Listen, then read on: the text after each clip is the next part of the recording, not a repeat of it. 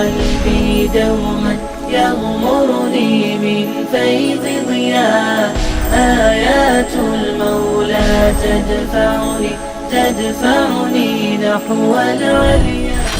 بسم اللہ الرحمن الرحیم. اب وہ انداز یہ ہے کہ یسألونک عن الساعۃ ایان مرساہا فیما انت من ذکرہا، وہ تو پھر بھی ہے، لیکن اس سے اگلا آ رہا ہے. دیکھیے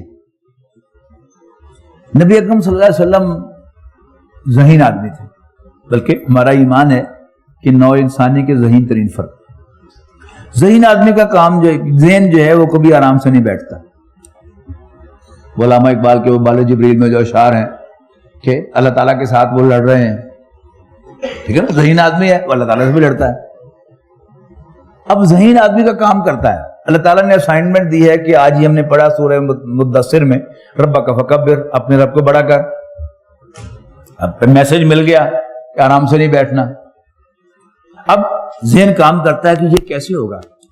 اچھا یہ ٹرائبل سوسائٹی ہے، جب تک ٹرائبز میرا ساتھ نہیں دیں گے، اور ٹرائبز کے اوپر سردار ہیں، فیصلے سردار کرتے ہیں، جب تک قبیلوں کے سردار ٹرائبل چیف میرا ساتھ نہیں دیں گے تو میں کچھ بھی اچیو نہیں کر سکتا. یہ ہے حضور صلی اللہ علیہ وسلم کا کنکلوژن، اور لیٹ می سے کہ ایبسلیوٹلی کریکٹ کنکلوژن.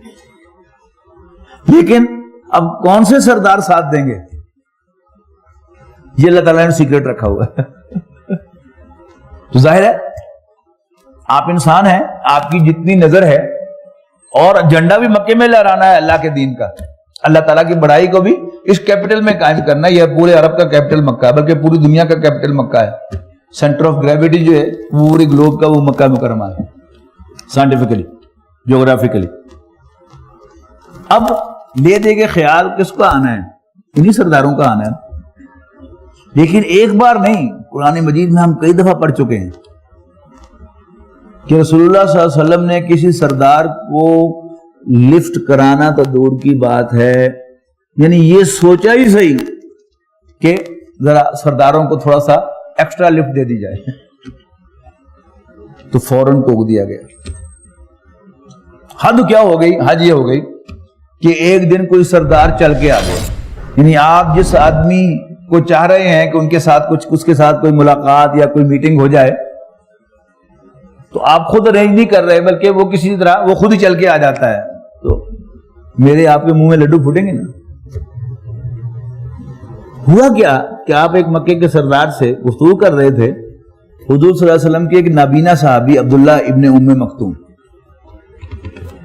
جو دیکھ نہیں سکے کہ کون آیا ہوا ہے، کون بیٹھا ہے، اور انہوں نے ان روٹین حضور صلی اللہ علیہ وسلم سے آ کر کوئی بات پوچھی.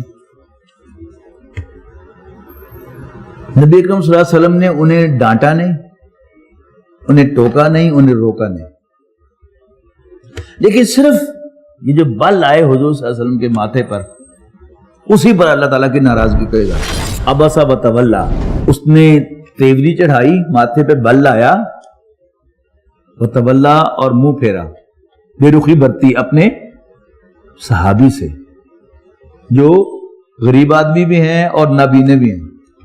جو نبی کی دعوت وہ قبول کرتا ہے، اللہ تعالیٰ اسے گلے لگاتا ہے، no matter how low of the society is he. لیکن جو اللہ کے نبی کو جھوٹا کہتا ہے، اللہ تعالیٰ اس کی ایسی کی تیسی پھیرتا ہے، دبا ہو جاؤ، خواہ وہ کتنا بڑا سردار ہو. ابھی ہم نے دیکھا ولید بن مغیرہ، مکے کا ایک امیر انسان، بڑی جائیداد والا، بڑا انٹلیکچوئل، سیاںا، کیا مٹی پلیت کیا اس کی. ابو جہل کے ساتھ کیا کیا کہ نہیں اللہ تعالیٰ نے کہا، تبت یدا ابی لہب، کیا نہیں کہا اس کو ابو لہب کو. کیوں؟ کہ وہ نبی کے انکار کرنے والے ہیں، جھٹلانے والے ہیں. اور عبداللہ ابن مکتوم اللہ کے نبی صلی اللہ علیہ وسلم پر ایمان لایا ہے، تو اللہ تعالیٰ کا فیوریٹ ہے. تو ابسا وتولا ان جاءہ الاعمی، اس نے تیوری چڑھائی اور منہ پھیرا جب آیا اس کے پاس ایک نابینا. وما یدریک لعلہ یزکا، اور اے میرے نبی تمہیں کیا بتا کہ شاید وہ اپنا تزکیہ کرتا.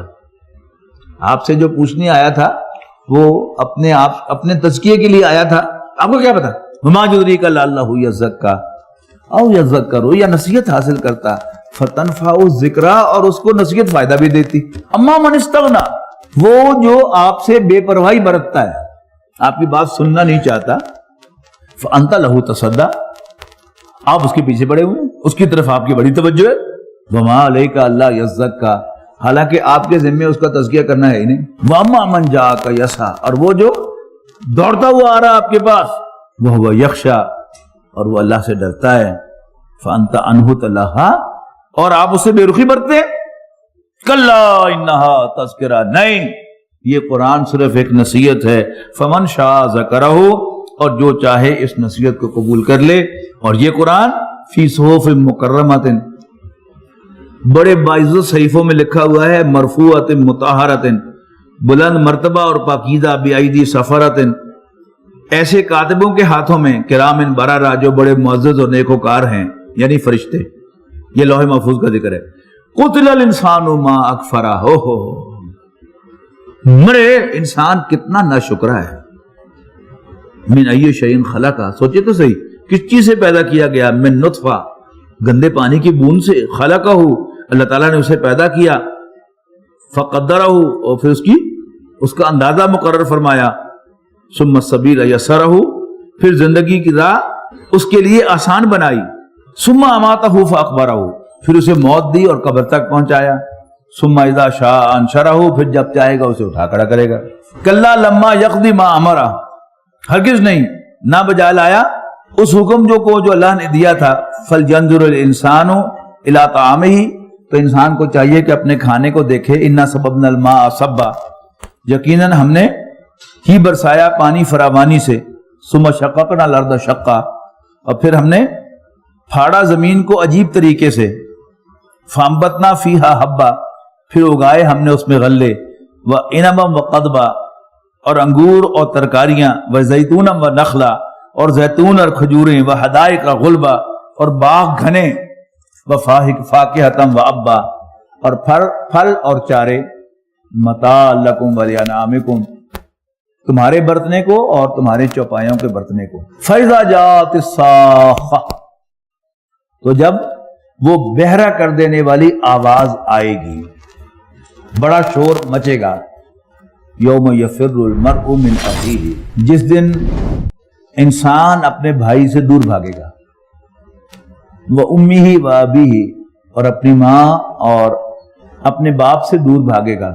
وصاحبتہ وبنیہ یہاں تک کہ اپنی بیوی اور اپنے بیٹے سے بھی دور بھاگے گا. یہ بڑی خوبصورت ترتیب ہے. سب سے پہلے بٹوارا ہوتا ہے اور بھائی بھائی علیحدہ ہوتے ہیں یعنی بھائی تو دور بھاگتا ہے انسان. پھر ماں سے اس کو دوری ہوتی ہے اپنی بیوی کے وجہ سے. جو کل میں نے عرض کیا تھا کہ دونوں ناقص العقل ہونے کی وجہ سے ایک دوسرے کو ٹالریٹ نہیں کرتی. نتیجہ کیا نکلتا ہے یا بیوی کو چھوڑے گا اور ماں سے بنائے گا. یا عام طور پر کیا ہوتا ہے بیوی تو اس کی مجبوری بن گئی ہے کہ بچوں کی ماں ہے تو ماں کو چھوڑ دیتا ہے بیوی کو ریٹین کرتا ہے. پھر جب میاں بیوی میں لڑائی ہوتی ہے تو بچے پہ لڑائی ہوتی ہے اور پھر آخر کیا ہے بچہ جس کے لیے انسان لڑتا ہے. تو یہاں اسی ترتیب کے ساتھ یوم یفر المرء من اخیہ وامہ وابیہ وصاحبتہ وبنیہ کہ جس دن انسان دور بھاگے گا اپنے بھائی سے اپنی ماں سے اپنے باپ سے اپنی بیوی سے یہاں تک کہ اپنے بیٹے سے. وہ بات ہم پہلے پڑھ چکے ہیں کہ انسان چاہے گا کہ میں فدیے میں دے دوں اپنے بیٹوں کو بیوی کو ماں کو باپ کو بھائی کو یہاں تک کہ سارے کنبے قبیلے اور زمین پہ رہنے والے سارے انسانوں. لکل امرئ منہم یومئذ شأن یغنیہ ہر شخص کو اس دن کسی چیز کی پڑی ہوئی ہوگی کوئی دھن سوار ہوگی اور وہ کیا ہے کسی طرح میں بچ جاؤں جہنم کی آگ سے. ہر شخص کو ایک فکر دامن گیر ہوگی. وجوہ یومئذ مسفرۃ ضاحکۃ مستبشرہ کتنے ہی چہرے اس روز روشن ہوں گے برائٹ ہنستے مسکراتے اور خوش و خرم. ووجوہ یومئذ علیہا غبرہ اس کے مقابلے میں کتنے ہی چہرے اس دن خاک آلود ہوں گے جن پر گرد پڑی ہوئی ہوگی. Bright face and dull face انگریزی کے بھی محاورے ہیں نا. وہ برائٹ فیس روشن ہو گیا، اور ڈل جس پر جیسے مٹی پڑی ہوئی ہے. وَوُجُوهٌ يَوْمَئِذٍ عَلَيْهَا غَبَرَةٌ تَرْهَقُهَا قَتَرَةٌ، پھر اس پر سیاہی چھائی ہوئی ہوگی. اولئک هم الکفرۃ الفجرہ، یہی لوگ ہیں ناشکرے اور بد کردار.